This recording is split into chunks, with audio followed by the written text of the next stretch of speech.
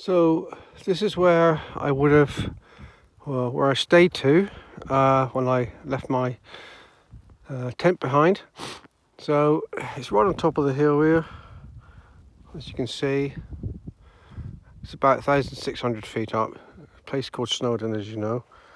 And just over there, where that little dinky white stone is, or rock, that's where I actually pitched up, scraped the snow out, as you can see in the pictures later on, and spent the night on Dartmoor.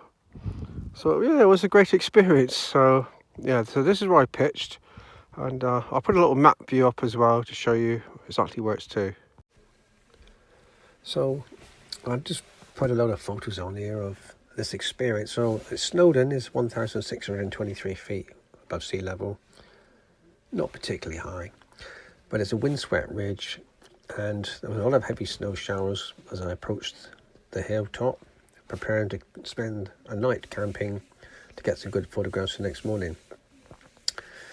And there was strong wind blowing, and as the snow came down heavy, it was like a mini blizzard for a while, and the snow dust was just blowing under your feet as fast as you can imagine, and my glasses were rapidly sort of clogging up with snow.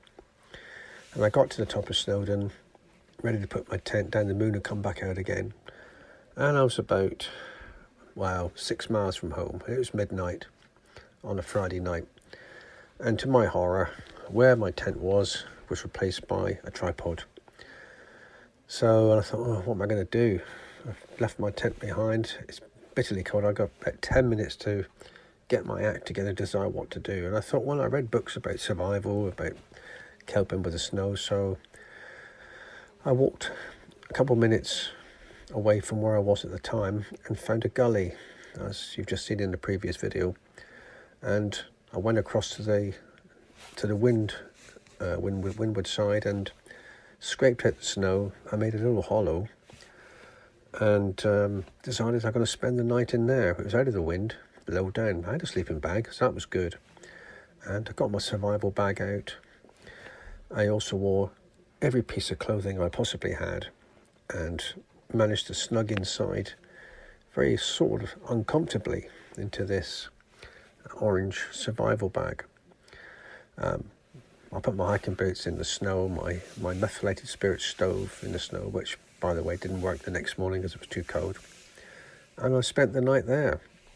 During the night, the snow showers continued to pass by, and the snow would drop in my face during the night.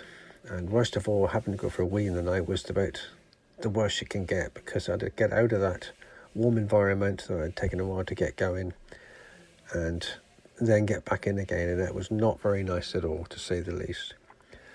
But it was a wonderful experience. And then the next morning, obviously, as soon as it was dawn, I was up because it was jolly cold eventually, and the whole landscape was just, strewn with snow drifts and deep snow, for Dartmoor that is. And it was a very beautiful scenery, and I was able to get many wonderful photographs.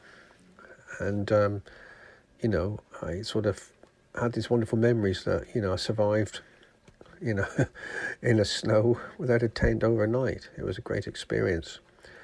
But the survival bag was important, and obviously a sleeping bag made an even greater difference as well. I think it took me down to -5. The temperature was rated to -5, the sleeping bag, and it was enough. It was about -4 outside on the ground, snow ground temperature at sleeping level. So it was cold, and it was jolly windy. It was blowing quite strong on the ridge. Copious amounts of snow showers through the night. And my next morning, my hiking boots were frozen solid, so it wasn't very nice thawing those out from my feet. But we got going, and we had a really good time. So yeah, that's my little adventure on Dartmoor without a tent in the snow.